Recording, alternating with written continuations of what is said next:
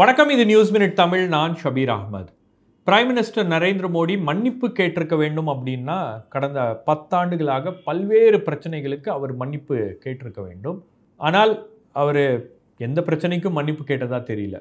குறிப்பாக சொல்ல போகணுன்னா டிமானிட்டைசேஷன், அப்புறம் கருப்பு பணத்தை நாங்கள் கொண்டு வருவோம் அப்படின்னது, மணிப்பூர் பிரச்சனையை சரியாக ஹேண்டில் பண்ணாதது, இந்த நாட்டில் தலித்ஸ் மைனாரிட்டிஸ்க்கு எதிராக நடத்தப்படும் கொடுமைகளுக்கு எதிராக அவர் ஒரு வார்த்தை கூட பேசாதது, பல விஷயங்களை அவர் பேசியிருக்கிறார். அரசியல் ரீதியாக பல விமர்சனங்களை வச்சுருக்காரு.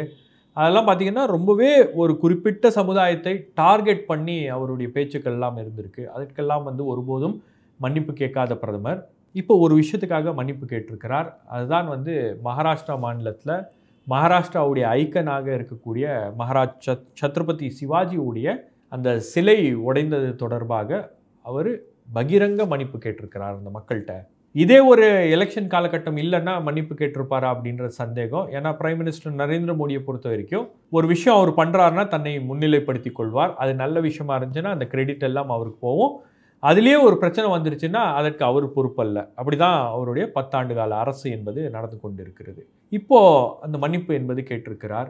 இந்த ஸ்டாச்சு உடைப்பு சம்பவம் அப்படின்றது மகாராஷ்டிரா அரசியலில் ஒரு பெரிய புயலை கிளப்பி இருக்கிறது. இன்னும் மகாராஷ்டிராவுக்கு தேர்தல் தேதி அறிவிக்கப்படவில்லை. ஆனால் அந்த களம் சூடு பிடித்திருக்கிறது. இந்த வீடியோவில் அதை பற்றி தான் பார்க்க போகிறோம். இந்த விஷயத்தை பற்றி பேசுகிறதுக்கு முன்னாடி news minute Tamil, news laundry, நாம் இப்போ ஒரு கம்ப்ளீட் ஆட் ஃப்ரீ பிளாட்ஃபார்ம். எந்த விதமான அரசியல் கட்சி விளம்பரமோ அரசாங்க விளம்பரமோ அல்லது கார்ப்பரேட் ஆட்ஸோ நம்பி இயங்கக்கூடிய ஊடக நிறுவனங்கள் அல்ல. முழுக்க முழுக்க உங்களுடைய ஆதரவோடு இயங்கக்கூடிய ஊடக நிறுவனங்கள். ஸோ நாம் செய்கின்ற இந்த வேலை உங்களுக்கு பிடித்திருந்தால் அதை தொடர வேண்டும் அப்படின்னு நீங்கள் நினச்சிங்கன்னா இந்த QR கோட் மூலமாக உங்களுடைய ஆதரவை எங்களுக்கு தெரிவிக்கலாம். இந்த லிங்க் நான் இந்த டிஸ்கிரிப்ஷன்லையும் கொடுக்குறேன். அதையும் கிளிக் பண்ணுங்கள். உங்களுடைய ஆதரவை தெரிவிப்பீங்கன்ற நம்பிக்கையில் மகாராஷ்டிரா தேர்தல் களம் சூடு பிடிக்க ஆரம்பிச்சிருக்கிறது.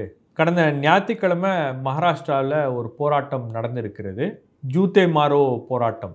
அதுதான் அந்த போராட்டத்துடைய பெயர். என்னன்னா, இந்த சிவாஜி சிலை உடைப்பு சம்பவம் அப்படின்றது ஒரு சாதாரண சம்பவம் கிடையாது. இதில் ஊழல் இருக்கிறது. இந்த சிலை உடைஞ்சது மகாராஷ்டிரா அரசாங்கத்தில் பாஜக ஏக்நாத் ஷிண்டே உடைய அரசாங்கத்தில் நடக்கக்கூடிய ஊழலுடைய ஒரு குறியீடு தான் இது. ஒரு மகாராஷ்டிராவுடைய ஐக்கனாக இருக்கக்கூடிய சிவாஜியுடைய சிலை, பல சிலைகள் அவருக்கு அந்த பகுதி முழுவதும் இருக்கிறது. சிவாஜி சிலை என்பது பெரிய பெரிய சிலைகள் வைத்திருக்கிறார்கள். ஆனால் எந்த இடத்துலையும் இந்த மாதிரியான ஒரு சம்பவம் நடக்கலை. நீங்கள் ஆரம்பித்து 9 மாதங்கள் ஆச்சு அந்த சிலையை உருவாக்கி அதை பிரதமர் தான் திறந்து வைக்கிறார். பெரிய சிலை. ஆனால் அது உடைந்திருக்கிறது. காற்று ரொம்ப ரஃப்பாக இருந்ததுனால அது உடைந்திருக்கிறது அப்படின்னு காரணம் சொல்கிறாங்க.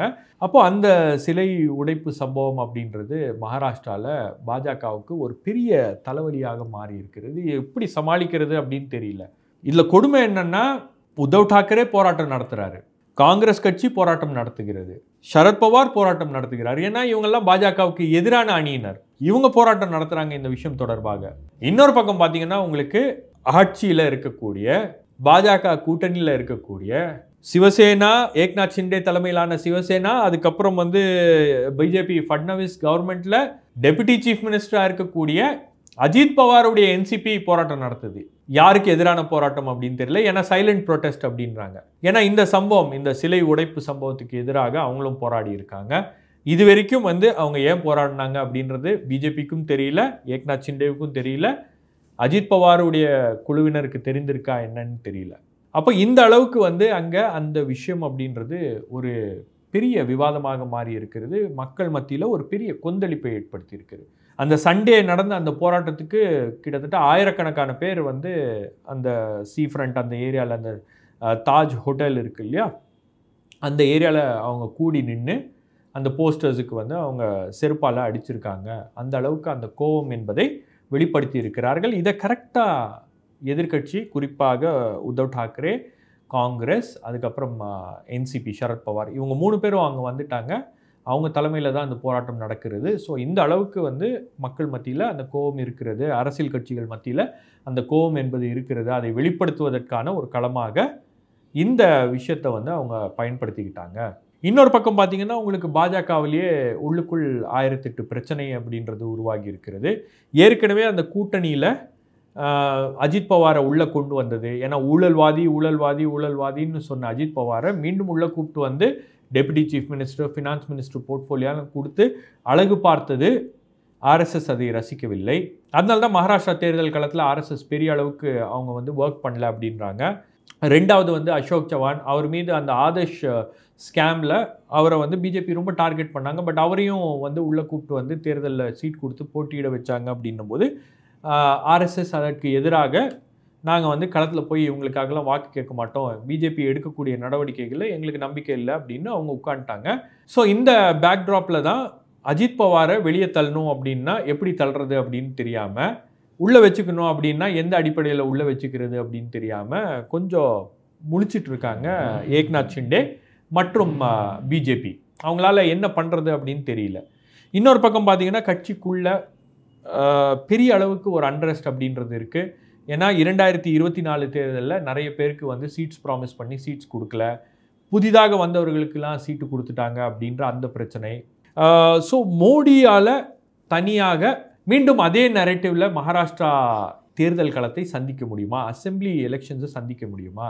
ஏன்னா பத்திரிகையில் வரக்கூடிய செய்திகள் என்னவாக இருக்கிறது அப்படின்னு பார்த்தீங்கன்னா, மகாராஷ்டிராவில் ஒரு அண்டர் கரண்ட் இல்லை, மகாராஷ்டிராவில் யாருக்கும் ஆதரவாக ஒரு வேவோ எதிராக ஒரு வேவ் இல்லை அப்படின்ற அந்த சூழல் என்பது இருக்கிறது. ஸோ அப்படி இருக்கக்கூடிய சூழலில் ஒரு நேஷ்னல் நரேட்டிவில் தான் வந்து பிஜேபி போட்டியிடும். அந்த நரேட்டிவ் கூட அவங்களால வந்து உருவாக்க முடியல, அது உருவாக்குவதற்கான நேரம் கூட கிடையாது. இன்னும் ஒரு 2 மாதத்தில் அங்கே தேர்தல் வந்துடும், நோட்டிஃபிகேஷன் அனௌன்ஸ் பண்ண வேண்டிய ஒரு கட்டாயத்தில் எலெக்ஷன் கமிஷனும் இருக்கிறது. ஏன்னா பொதுவாக பார்த்தீங்கன்னா உங்களுக்கு 4 மாநிலத்துக்கும் சேர்த்து தான் தேர்தல் தேதி அறிவித்திருக்க வேண்டும். ஆனால் 2 மாநிலத்துக்கு அறிவிச்சுட்டு 2 மாநிலத்துக்கு அறிவிக்கலை. அப்போ அதுலேயே ஏதோ எலெக்ஷன் கமிஷன் விளையாடுது அப்படின்ற அளவுக்கு ஒரு விமர்சனம் அப்படின்றது களத்தில் இருக்குது. அப்படின்னும் போது இப்போது அங்கே ஒரு நரேட்டிவை செட் பண்ண முடியாத ஒரு சூழல் அப்படின்றது இருக்குது. எதிர்கட்சி ரொம்ப வலுவாக, குறிப்பாக காங்கிரஸ் கட்சியும் சரி, சிவசேனாவும் சரி, உத்தவ் தாக்கரே தலைமையிலான சிவசேனா, அதுக்கப்புறம் என்சிபி ஷரத் பவார், இவங்க 3 பேரும் வந்து பெரிய அளவுக்கு களத்தில் இறங்கி வேலை பார்த்துட்டு இருக்காங்க. அங்கே பாஜகவுக்கு எதிரான ஒரு மனநிலை அப்படின்றது இருக்கிறது. 2024 தேர்தலையும் இருந்துச்சு, அதே மாதிரி அது வந்து இந்த தேர்தலையும் கண்டினியூ ஆகும் அப்படின்னு அவங்க எக்ஸ்பெக்ட் பண்ணுறாங்க. ஆகவே பிஜேபியால் ஒரு நரேட்டிவ் அவங்களால கிரியேட் பண்ண முடியாமல் என்ன பண்ணுறது அப்படின்றது புரியாமல் அவங்க அப்படியே முடிச்சிட்டு இருக்காங்க அப்படின்னு சொல்கிறாங்க. இன்னொரு பக்கம் உங்களுக்கு பார்த்தீங்கன்னா பிஜேபியால் ஒரு நரேட்டிவ் அப்படின்றது செட் பண்ண முடியல. அப்போ இந்த இஷ்யூவையும் வந்து நம்ம லோக்கல் இஷ்யூஸோட சேர்த்து நாம் வந்து ஃபைட் பண்ணோம்னா, இந்த தேர்தலில் லோக்கல் இஷ்யூஸை மையப்படுத்தி நாங்கள் ஃபைட் பண்ணோம்னா நமக்கு நிச்சயமாக ஆதரவு என்பது கிடைக்காது. ஏன்னா உங்களுக்கு ஏக்நாத் ஷிண்டே ஒரு பெரிய ஐக்கன் கிடையாது. ரெண்டாவது, அவர் மீது பெரிய அளவுக்கு அதிருப்தி என்பது இருக்கிறது. ஏக்நாத் ஷிண்டேவோட இருக்கக்கூடிய தேவேந்திர ஃபட்னாவிஸ் பாஜக தலைமை அவரை முன்னிலைப்படுத்த மறுக்குது.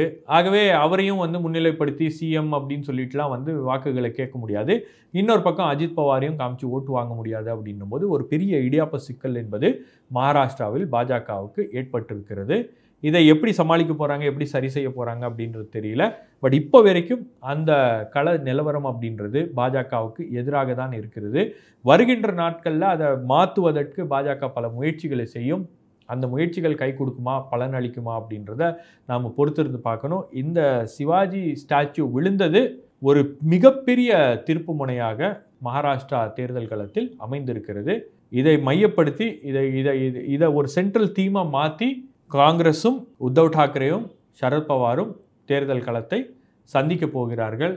பாஜகவுக்கு ஒரு பின்னடைவு மகாராஷ்டிராவில் ஏற்படுமா அப்படின்றத நம்ம பொறுத்திருந்து பார்க்கணும். அந்த ஸ்டோரிஸ்லாம் வந்து நம்ம ரொம்ப கூர்ந்து கவனித்து அதை ஃபாலோ பண்ணி உங்கள் சேனலில் அப்டேட் பண்ணுறேன். வேறொரு நிகழ்ச்சியில் உங்களை சந்திக்கிறேன். நன்றி, வணக்கம்.